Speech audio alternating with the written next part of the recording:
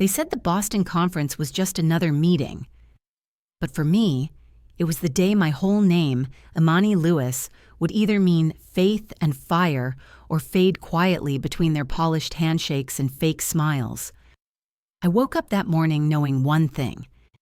If I was going to fall, I was going to fall standing tall.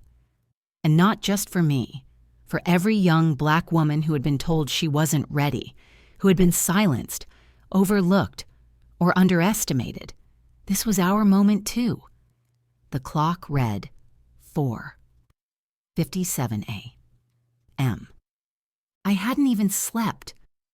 My eyelids heavy, my mind racing. I sat on the edge of the hotel bed and counted the preparations I had poured into this one day. 3 days of nonstop planning, 43 emails sent and double-checked, 7 revised spreadsheets meticulously formatted, 1 silent prayer whispered into my coffee, hoping the universe would recognize the work I had done in silence. My hotel room smelled of burnt hope and determination, a mixture of coffee, printer ink, and late-night adrenaline. Outside, the city still slept under a cold, silver sky, fog curling around street lamps like ghosts of doubt trying to hold me back. But I was already rehearsing my lines, practicing my calm, repeating the numbers over and over. 47% projected revenue growth, 91% client retention, 15 key metrics they would all be watching. In this industry, calm isn't just confidence, it's armor. And armor I needed because Ethan, that smug shadow of entitlement, was already scheming to take credit for my work. I paced the room. I could hear the distant hum of early traffic, the soft echo of footsteps from the hallway, the faint drip of a leaky faucet, but none of it mattered. I had 72 slides, each one meticulously designed to tell a story, to speak louder than any words, louder than any stolen credit. I practiced my opening line 10 times, adjusting my tone, my cadence, my pauses, imagining 15 executives staring at me, some curious, some skeptical, some already convinced I didn't belong. My pulse was steady, but inside, I felt fire ignite in every nerve, a blazing certainty that today, nothing would diminish my voice. I pulled on my blazer, a sharp navy cut that made me feel taller than I was, stronger than I felt. My phone buzzed, an email from a client confirming arrival times, another from the VP noting the agenda, and one from my team simply saying, "We're ready if you are." I exhaled slowly, letting their faith settle into my chest like warm armor, and I whispered to myself, "This is for us, for them, for every one of us who's been told no." The elevator ride down was silent, a quiet drumbeat of anticipation in my chest. I glanced at my reflection in the stainless steel walls. There was fear, yes, but more importantly, there was resolve, a fire that no polite dismissal could snuff out. As I stepped into the lobby, the murmur of early arrivals swirled around me. Polished suits, glossy shoes, heavy coffee cups, polite smiles masking agendas. Ethan's eyes caught mine, a fleeting smirk of assumed superiority, but I didn't flinch. I let him have his illusion for a moment because today, I didn't need to prove to him. I needed to prove to the room, to my clients, to my father, and most importantly, to myself, that my work, my presence, my excellence could not be ignored. And here's what I want you to remember. When the world doubts you, when the whispers and side eyes and fake handshakes make you question your worth, that is your moment. That's your fire.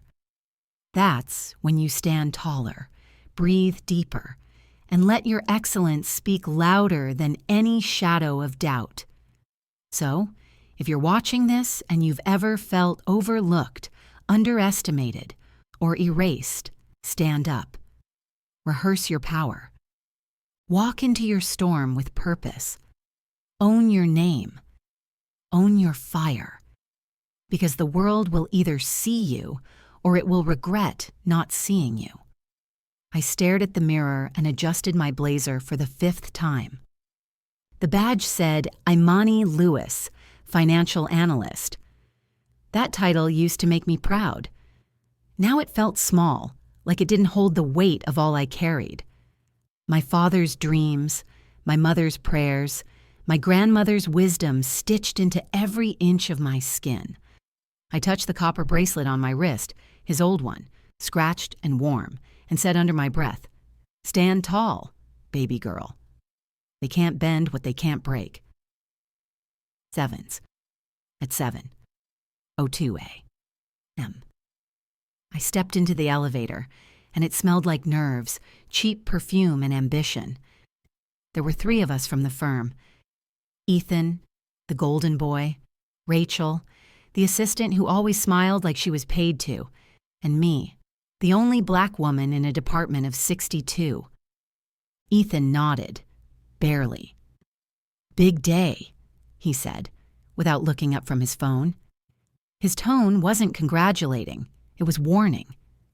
We reached the lobby, glass everywhere, sunlight slicing through like judgment.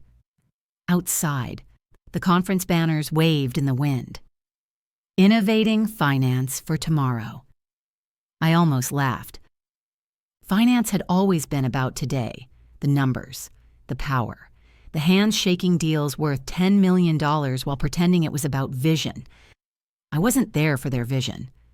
I was there to prove mine was real. At 8:14 a.m. We walked into the main hall. There were exactly 15 clients, 12 men, 3 women, mostly white, mostly old money, the kind of people who never check the price on menus. My presentation was scheduled for 9:30. 15 minutes to explain the risk model I'd spent 3 months perfecting. 15 minutes to undo years of being underestimated. Ethan leaned close, whispering, "Just follow my lead when the data slide comes up." His breath smelled like entitlement and peppermint. I smiled without warmth. "Sure," I said, but my mind whispered, "You'll follow mine before this is over." They started with introductions. The senior partner bragged about last quarter's numbers, up 12.6%, thanks to collaborative efforts. I had done most of those projections, staying up until 2 a.m., correcting his miscalculations. But nobody in that room would ever know. At 9:27 a.m., my palms were damp. I took a sip of lukewarm water, felt the copper bracelet dig against my wrist. The signal. My father always said, "When it hurts, it means it's time to rise." I stood. The click of my heels against marble echoed louder than my heartbeat. "Good morning, everyone," I began. "My name is Imani Lewis, and today I'll be walking you through the predictive variance model for Q2. The first slide lit up behind me, clean, sharp, flawless. I checked it 57 times. For 30 seconds, everything was smooth. Until it wasn't. Ethan interrupted, his voice casual, cutting. "Actually, before we move on, I think there might be a discrepancy in the revenue projections." Sevens. The room stilled. I turned slightly. "A discrepancy?" "Sevens?" He nodded. "Yeah, just a small one. I ran a quick update last night. Your numbers might be outdated." "Sevens." He said it with that practiced half smile men like him wear when they're pretending to help while burying you alive.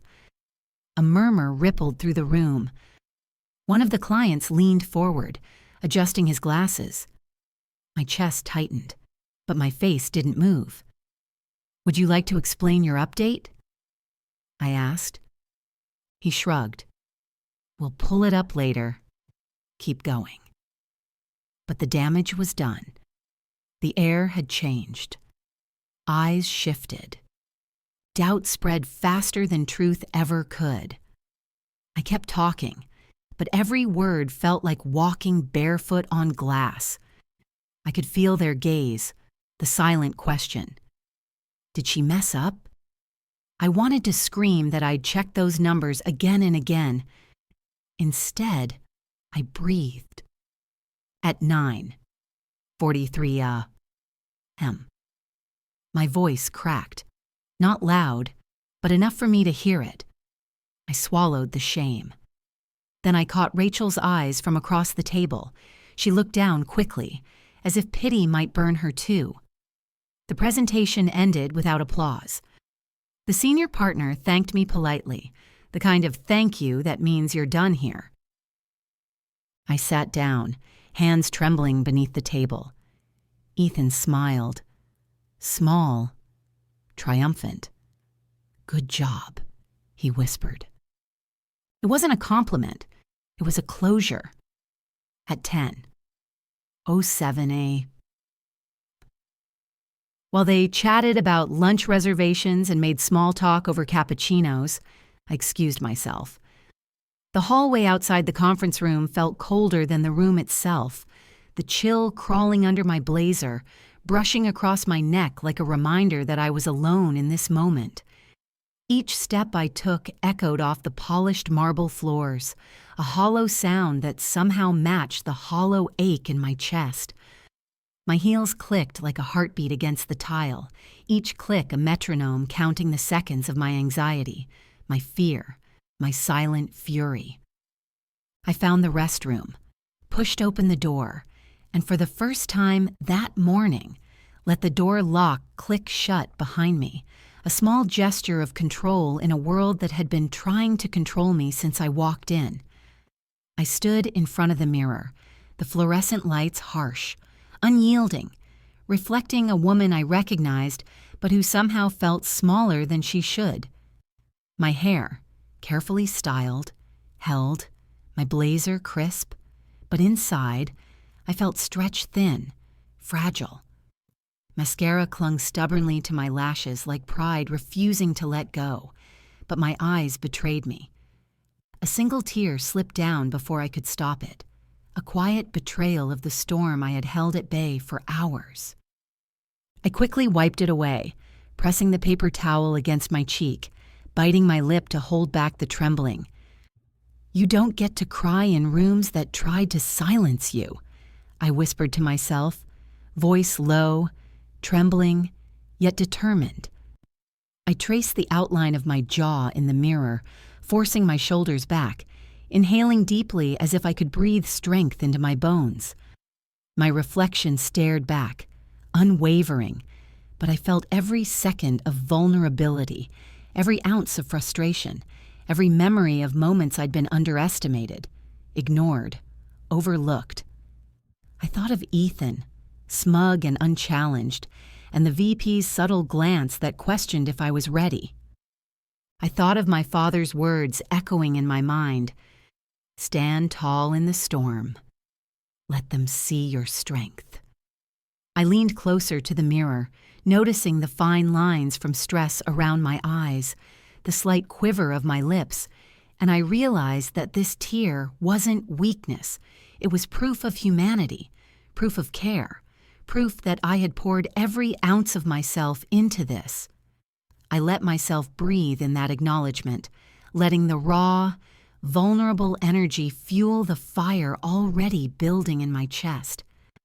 I thought about all the young Black women who had walked past mirrors like this one, who had been made to feel too small, too unworthy, too invisible. I let their presence fill the room with me, their strength intertwining with mine. I splashed cold water on my face, feeling the sting like a reset button, and let it anchor me in the present moment. Each droplet hit with precision, as if marking the exact point where fear and doubt ended, and resolve began. I straightened my blazer, pressed my shoulders back, and took one final look in the mirror. The woman staring back at me was the same, but she was also someone new, someone hardened by challenge, sharpened by betrayal, fueled by fire, ready to reclaim what was hers. I whispered again, louder this time. You do not cry in rooms that tried to silence you. You rise. You conquer. You shine. With that, I unlocked the door, stepped back into the hallway, and felt the air against my face differently, no longer cold, but charged, alive, a reminder that every step forward was mine to claim. The laughter, the chatter, the fake smiles, they didn't touch me anymore. Not today. Today, I was ready to return to that room and remind everyone why my name, Imani Lewis, meant faith and fire, and why nothing, not doubt, not betrayal, not fear, could ever take that from me. Then I laughed. It was bitter and real. I opened my laptop right there on the marble counter, connected to the Wi-Fi, and rechecked the data set. 118 entries. One looked wrong. His edit. A decimal point moved just enough to make my projection look flawed. 10. 22A. My pulse was steady now. The fear was gone. I typed a new file name. Truth. V2 final. Saved it. Backed it up twice. By 10. 40A. I was back in my seat.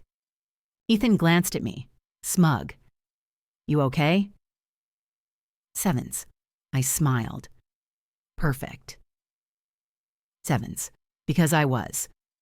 Because in that silence between humiliation and retaliation, I remembered who raised me. My father used to say, when the storm comes, baby girl, don't fight the wind. Just stand tall enough for them to see you through it. Sevens. And in that moment, sitting in a room that wanted to shrink me, I decided I'd do more than stand. I'd rise. They thought I would disappear quietly, that they could erase me with a few edits and a couple of well-timed emails. Tuesday, 8:47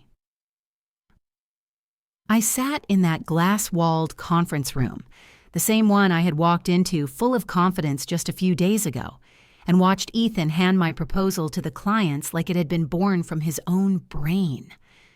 His smile was smooth, polished, the kind that didn't belong in a room where truth mattered, and I felt the familiar twist of fire in my chest. I didn't flinch. I didn't raise my voice. I just let my eyes scan the room, counting the faces, feeling the weight of 62 colleagues, the senior partner leaning slightly back in his chair, one eyebrow raised, all silently asking, "Who does she think she is?" I opened my notebook and began writing, pen moving across 72 pages of documentation I had prepared over 3 sleepless nights, highlighting each timestamp, each email, each revision as if to carve my name permanently into the history of this project. Every note I made was a quiet accusation, louder than any argument they could throw at me. I felt my father's words echo in my mind. Stand tall in the storm, baby girl. Let them see your spine before they try to bend you. And so I breathed. 1, 2, 3, steady, controlled. Each exhale measured, a drumbeat of calm defiance. By Wednesday morning, 9:16. I had scheduled 3 private meetings, HR, compliance, and the VP who had been observing quietly from the 14th floor. I didn't go in with anger. I went in with facts, 32 attachments laid out like a roadmap, emails dating back 3 weeks proving my work had existed long before Ethan's edits ever touched it.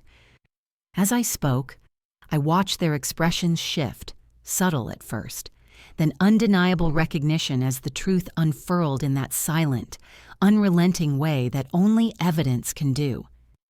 They tried to interrupt, tried to question the data, tried to make the room doubt me, but my voice didn't waver. I let the silence between my sentences do the work. I let the weight of preparation, patience, and skill speak louder than arrogance ever could. Thursday, 2:13 p. I returned to that same room, carrying a folder labeled Internal Collaboration Metrics, Q1 to Q3, and laid it flat on the table, letting it announce itself without a word. 32 attachments, 72 pages, every single file time-stamped, every calculation double-checked, all clean, all correct, all mine. The VP leaned back, his gaze meeting mine for a moment that stretched like time itself. No words were necessary.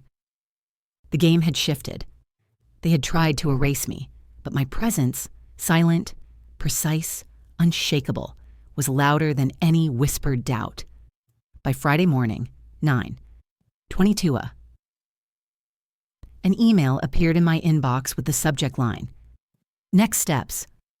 No apology, no acknowledgement, just the cold, simple recognition that I was back in charge. My name was on the project as lead strategist. I didn't smile. I didn't celebrate. The satisfaction was quiet, profound, and contained. It was knowing that my work, my blood, my nights without sleep, my 72 pages of proof had survived their sabotage, had thrived because I had chosen strategy over rage. The revenue projections reflected it. 47% increase.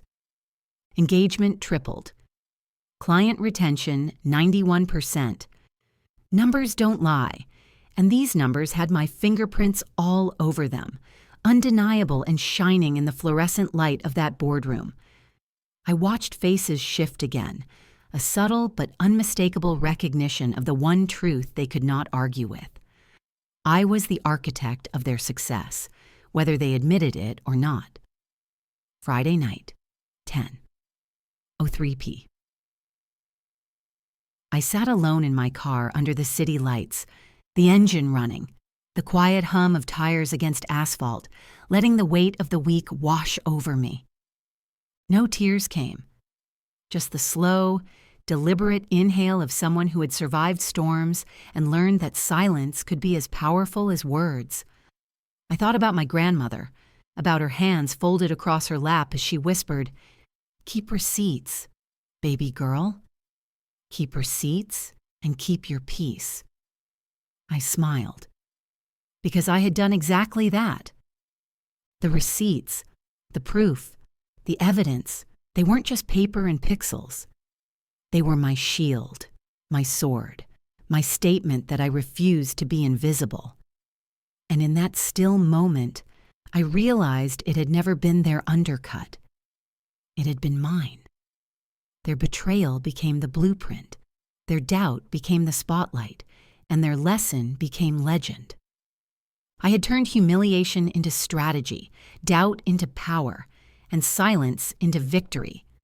The real plot had only just begun, and this time I was writing it. Every choice, every decision, every calculated move would be mine, and mine alone. They thought the story ended when they tried to take my credit, but the story was just waking up. And this time, I was fully awake. They thought I had lost. They thought I'd quietly fade into the background while Ethan smiled at the clients who didn't even know the truth. But they underestimated one thing. Me. Wednesday, 9:04 a.m. I walked into the same glass-walled conference room with a folder in my hand and a calm that could cut through steel. My heart beat steady. 1, 2, 3. A rhythm I had practiced in the mirror at 4:57 a.m. Whispering, "Stand tall, baby girl. Stand tall." The clients were already seated, murmuring, exchanging polite smiles. Ethan caught my eye, that smug tilt of his head, the kind that said, "You're about to eat dust." I smiled back, not with fear, not with aggression, but with precision, because I had my plan, and it was flawless. I began. Good morning, everyone. My name is Imani Lewis, and today I'll show you why the numbers and the work should never be misattributed. The room froze, just for a second, that pause heavy like a storm about to break. The first slide appeared. 32 attachments, 72 pages, every single timestamp meticulously highlighted. I clicked through the charts, revenue up 47%, engagement tripled, client retention at 91%, evidence so clear it felt like sunlight piercing a clouded sky. Ethan opened his mouth, and I didn't let him finish. I didn't need to. The proof was there, undeniable, louder than any argument, louder than any smirk. The first Chạm happened when he tried to interject. Actually, I think you might have missed. I stopped mid-breath, lifted my hand slightly, and with the calmest tone possible said, Ethan, the original proposal you referenced is dated 3 weeks after mine. I'd love to walk everyone through the data I collected before any revisions were made. The room shifted. Some clients leaned forward. Others exchanged looks. He faltered, eyes narrowing, suddenly small in the presence of truth. The second Chạm came when a senior partner challenged me directly. Imani, are you suggesting that our internal documentation is inaccurate? His tone carried authority, almost meant to intimidate. I nodded slowly, letting the weight of preparation speak. Not suggesting, I said. I am showing you. 72 emails, 32 files, every single entry cross-referenced and validated. I've spent 3 months ensuring accuracy because these numbers affect millions in client investment. The room went silent. Every eye was on me. The VP, who had been observing quietly for days, gave a subtle nod that made my chest swell. Silence, I realized, was my ally. Every word, every pause, every click of the slide was intentional, deliberate, and lethal in its clarity. Then came the third Chạm, the moment that made the energy electric. A client, one of the oldest, wealthiest men in the room, leaned back, arms crossed, and said, So you're saying all this work, all the projections, all the risk modeling, it was yours? I met his gaze steadily. Yes. Every number, every scenario, every calculation. The integrity of this data rests on the work my team and I have meticulously done. A few of the clients exchanged whispers, glances, and then the shift happened. Respect replacing doubt, curiosity replacing skepticism. I let them sit with that truth for a moment. Then, with deliberate calm, I revealed a comparison. Ethan's updated deck versus my original work, showing exactly where edits had altered interpretations, where timelines had been misrepresented, where the glory had been falsely claimed. The difference was stark. My work shone like gold under harsh light. His smirk disappeared. His confidence, which had seemed unshakable, faltered like a candle in wind. And then, the moment I had been preparing for, my own personal crescendo. I concluded, the takeaway is simple. Excellence cannot be hidden. Truth cannot be silenced. And integrity, when wielded intentionally, speaks louder than any title or position. The applause was quiet at first, polite, but then it swelled into genuine recognition.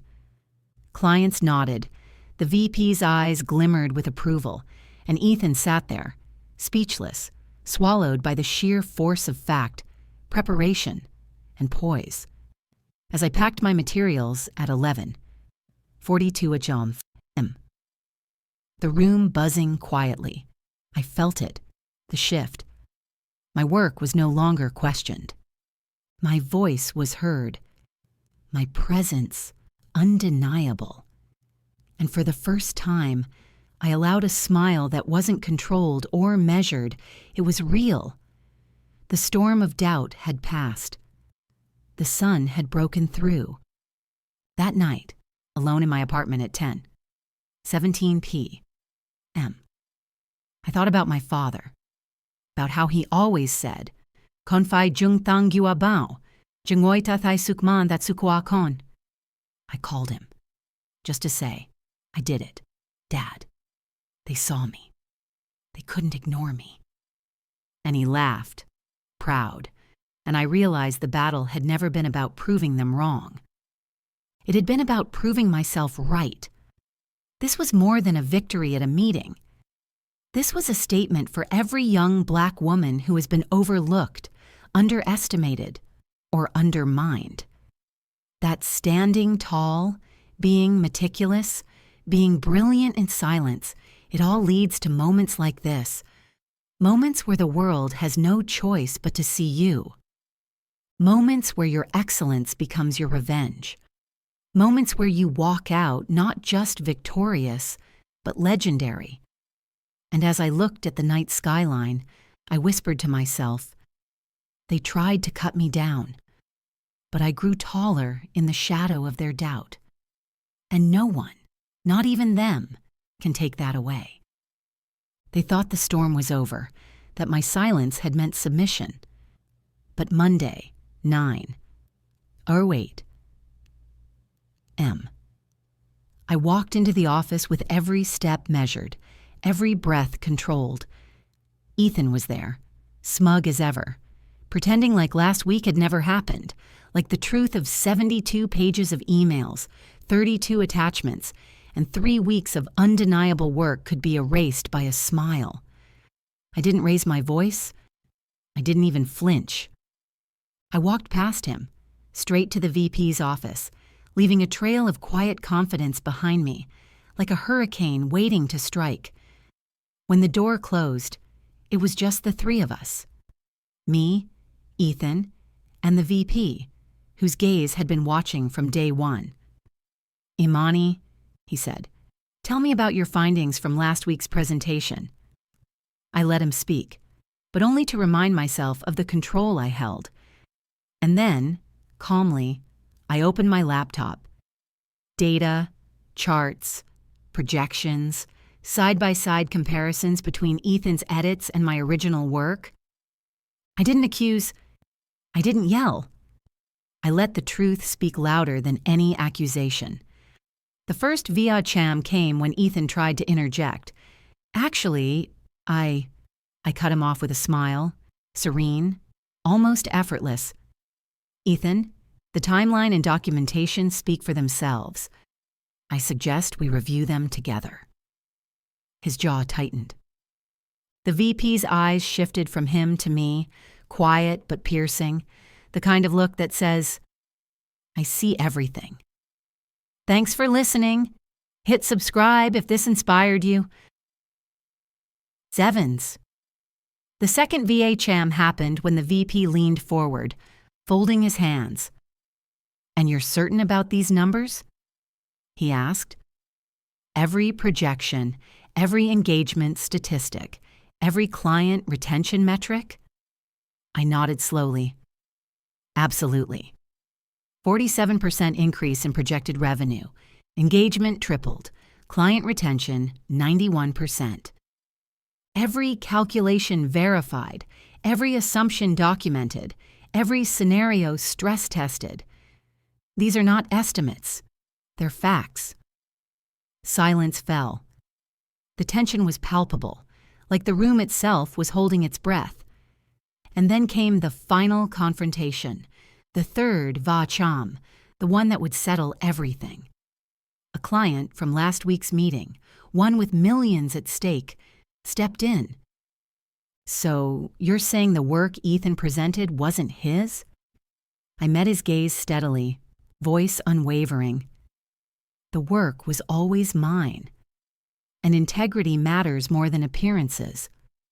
The projections, the methodology, the strategy, they were all built from my research, my team's efforts, and my dedication. A few seconds passed, heavy with realization. Ethan's smirk vanished. His confidence faltered. The VP's subtle nod confirmed what I had already known. Justice, quiet and precise, had been served. I leaned back slightly, letting the weight of every calculated move settle into the room.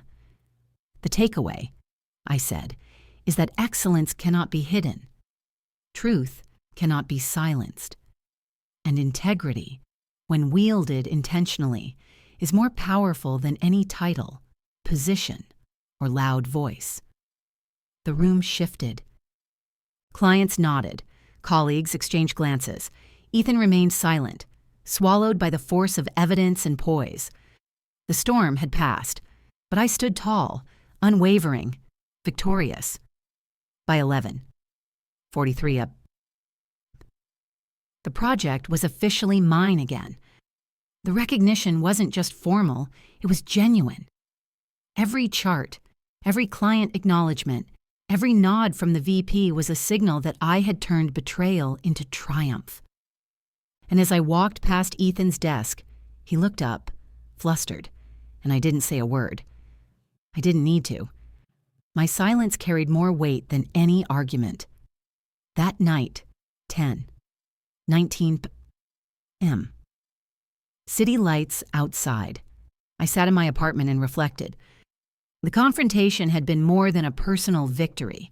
It was a lesson for every young Black woman. Your brilliance, patience, and strategic mind are your weapons. And when you wield them, the world can't help but see you. Friday, 9:11 And the conference room felt electric, charged with anticipation I could almost taste. The clients, the VP, the junior associates, they were all there, their eyes flicking toward me as I set up my laptop. Every chart, every slide, every projection bore my fingerprints. 47% revenue increase, engagement tripled, 91% client retention. I took a deep breath, letting the quiet confidence settle in my chest. Ethan tried to break my rhythm, opening his mouth to speak over me, but I didn't flinch. I let him speak just enough for the room to notice his interruptions, and then I guided the conversation with calm authority. Each answer I gave, precise, each prediction I shared, undeniable. The second Chạm came when the senior partner leaned in, skeptical. "Imani, are you accounting for these new market variables?" I clicked to a slide with 246 simulations, every scenario cross-checked, every variable tested. Silence fell, weighty, heavy, and in that pause, I felt victory pulse. Then came the third Chạm. The client with the largest investment leaned back, voice calm but firm. "So you're telling us all this work, it was yours?" I met his gaze steadily, letting my eyes carry the weight of every sleepless night, every email meticulously saved, every piece of data double-checked. Yes, every calculation, every projection, every analysis. Integrity matters more than appearances, and the strategy was built from my work, my team's effort, and my vision. The room shifted. Respect replaced doubt. Acknowledgement replaced skepticism. Applause came slowly, first polite, then genuine, sweeping through the room like a tide. I didn't cheer. I let the moment settle, proud but measured, because true triumph is not loud, it's undeniable. By 11:38 a.m. The project was officially mine again. Every client acknowledgement, every nod from the VP, every quiet glance from a colleague was a testament. I had transformed betrayal into undeniable excellence. I walked past Ethan's desk, his eyes wide, his confidence gone. I didn't speak. Silence carried more power than any words ever could. Later that evening, 10:27 p.m. I found myself on my balcony, the city lights sprawling endlessly like constellations scattered across an urban galaxy, each one reflecting the countless moments I had endured, fought through, and ultimately mastered. My heart finally began to slow, my breath deepened, and for the first time in days, I allowed myself to just sit with the enormity of everything that had happened. The humiliation, the stolen credit, the whispered doubts, the 3 weeks of sleepless nights, 72 emails meticulously sent, 32 attachments carefully organized, and every single slide of my presentation rehearsed to perfection, every number cross-checked, every projection stress-tested 1,000 times over. I leaned back, feeling the cool night air brush against my face, reminding me that even storms pass, and the clarity that follows is unmatched. I thought about every young Black woman who had ever walked into a boardroom, a conference, a classroom, or a street and felt invisible, underestimated, dismissed, overlooked. My triumph wasn't just for me, it was for every single one of them. Every betrayal, every doubt, every glance meant to undermine me had become fuel for a fire that burned brighter than anyone could ever imagine. I remembered the subtle second va cham earlier that day with my team, the small but telling glances exchanged when they realized the truth of the work, the quiet acknowledgments that spoke volumes more than words ever could. Some approached me with whispers of congratulations, hesitant smiles, a few with apologies barely audible, and I didn't respond. My calm presence, steady and unwavering, was a message louder than any speech. Integrity, preparation, and excellence cannot be ignored. Thanks for listening. Hit subscribe if this inspired you. Sevens? And then there was the third VE Cham, the silent, charged hallway encounter with Ethan. No words were spoken, but every step, every glance carried weight. His confidence, once so overwhelming, had crumbled under the undeniable evidence of my work. 72 slides, 47% projected revenue increase, engagement tripled, 91% client retention, numbers that could not be disputed. The gravity of that moment settled between us like heavy air before a storm clears, and I realized that sometimes the loudest victories are those that need no voice. I closed my eyes and allowed my mind to wander further, to the smallest victories that often go unnoticed, the 3 emails from junior associates thanking me for my guidance, the subtle nods from clients who had once doubted, the quiet recognition from mentors who had silently watched me navigate betrayal with grace. These moments, seemingly insignificant, were threads weaving the fabric of my legacy, each one a reminder that resilience is not only visible in grand gestures, but in consistent, deliberate, unwavering action. I thought about my father's words again. Stand tall in the storm, let them see your strength. And my grandmother's. Keep receipts, baby girl, and keep your peace. They were not just advice, they were a blueprint, a reminder that preparation, patience, and integrity are the strongest weapons in a world that often tries to silence brilliance. Every challenge, every insult, every whisper of doubt had been a test, and through each one, I had not only survived, I had grown stronger, sharper, and more deliberate. By 11:03 p.m. As the city lights began to blur into the early morning mist, I realized the most profound truth. The triumph of today was not just about recognition, titles, or applause. It was about knowing that I had remained true to myself, executed with precision, and allowed my actions, my calm, my strategy, and my brilliance to speak louder than any lies, doubts, or betrayals. The victory was layered, multidimensional, not simply in winning the project or silencing a rival, but in shaping a narrative of resilience and excellence that no one could erase.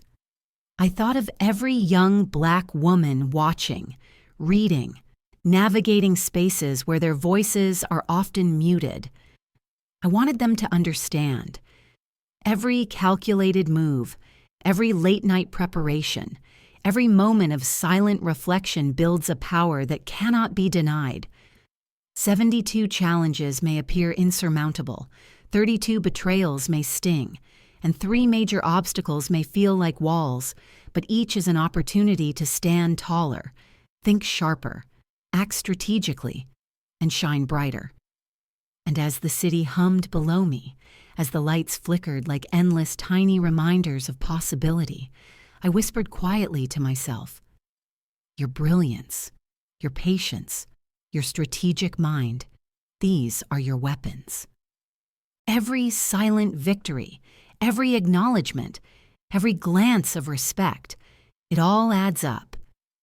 You are unstoppable when you stay true to yourself. That night, I closed my eyes with a sense of calm I had never felt before, a deep understanding that the reflection on my balcony was more than a pause. It was a moment of mastery. I had not only survived the storm, I had learned to command it, navigate it, and turn every challenge into an opportunity to rise. And in that understanding, I felt a surge of purpose, a clarity that would guide every choice, every project, every confrontation yet to come. My reflection was no longer just personal, it was communal, a beacon for others who would follow, a testament that excellence, integrity, and calm resolve can transform not just a moment, but a legacy. They tried to erase me, to make me feel small, to make my efforts invisible. But I found my power, and what I learned will change how every young Black woman sees herself. It's Sunday night, 10:45 p.m. The city skyline stretching endlessly before me, lights flickering like 1,000 tiny reminders that the world keeps turning whether you're noticed or not. I'm sitting alone on my balcony, laptop closed, my conference notes stacked neatly on the table beside me, 72 emails, 32 attachments, 3 weeks of sleepless nights meticulously documented, and I can feel the weight of everything I've survived, everything I've overcome. I think about that morning in Boston, the rain on the streets, my father's words echoing in my mind. Stand tall in the storm. Let them see your strength. Imani. I think about the looks on the clients' faces, the subtle nod from the VP at 11:42 a.m. The silence that spoke louder than any applause, and I realized that what I endured wasn't just for me. It was for every Black woman who has ever been told she's not enough, every voice silenced, every effort overlooked. I learned that excellence is the ultimate form of revenge, not in anger, not in shouting, but in precision, strategy, and unwavering dedication. Every calculation, every projection, every chart I presented was a testament that integrity matters more than appearances. 47% revenue increase, engagement tripled, 91% client retention, numbers that spoke louder than anyone's ego. Every night spent cross-checking 246 simulations, every early morning at 4:57 a.m. Rehearsing my slides, every single document labeled, dated, verified. These weren't just tasks, they were armor. And when the storm came, when betrayal and doubt tried to break me, that armor held, and I walked into the room, calm, collected, unshakable. I remember the subtle moments, too. The second Vacham with my team as they watched. The third Vacham in the hallway with Ethan when no words were spoken, but the weight of truth settled between us like gravity. Every silent victory, every small acknowledgement, every nod of respect was a ripple that became a wave. And now, looking back from my balcony at 10:47. I understand that these moments are the lessons, the blueprint for resilience. Your brilliance, patience, and strategic mind are your weapons. Your voice may be ignored, but your presence is undeniable. To every young Black woman watching this, to anyone doubted, underestimated, or overlooked, your excellence is your voice. Your preparation is your shield. Your integrity is your power. When the world tries to silence you, rise taller. Stand prouder. Walk into the storm with your head high and let the work you've done speak louder than any doubt or whisper. There will be 72 challenges, 32 betrayals, 3 major moments where the world seems against you, but these are not obstacles. They are the proving ground. Each one is an opportunity to showcase your intelligence, your calm, your strategic brilliance. I called my father that night. They saw me, Dad. They couldn't ignore me. And I made them proud. His laughter, warm and resonant, reminded me that victory is sweetest when it's shared. And in that moment, I realized my story, my journey, is not just for me. It's for every Black woman who has been silenced, overlooked, underestimated. It's for the community, for the next generation, to see that integrity, preparation, and unwavering effort will always rise above doubt and injustice. It's proof that brilliance cannot be hidden, and excellence is the most powerful form of revenge. And so I whisper into the night, as the city hums below me, as the lights flicker like tiny beacons of hope.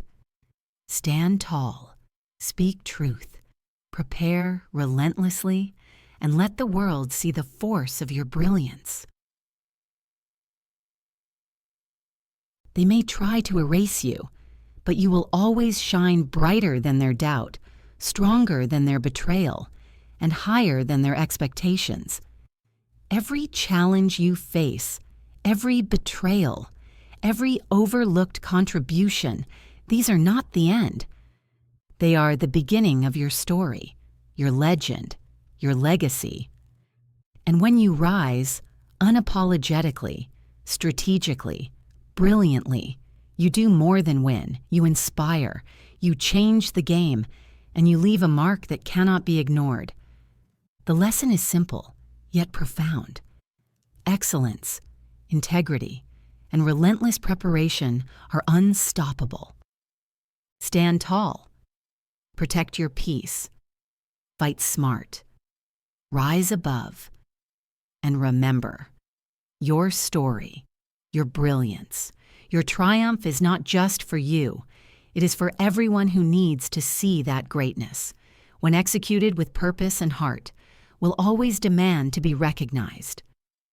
Tonight, at 10:53 p.m., I sit, I breathe, I reflect, and I know, without a doubt, that the world has seen me, and in seeing me, they have witnessed the power of authenticity, resilience, and truth. What do you think about this story? Where are you tuning in from? I'd love to hear from you. Thank you for listening, and let's connect. Don't forget to subscribe for more powerful workplace stories that really hit home.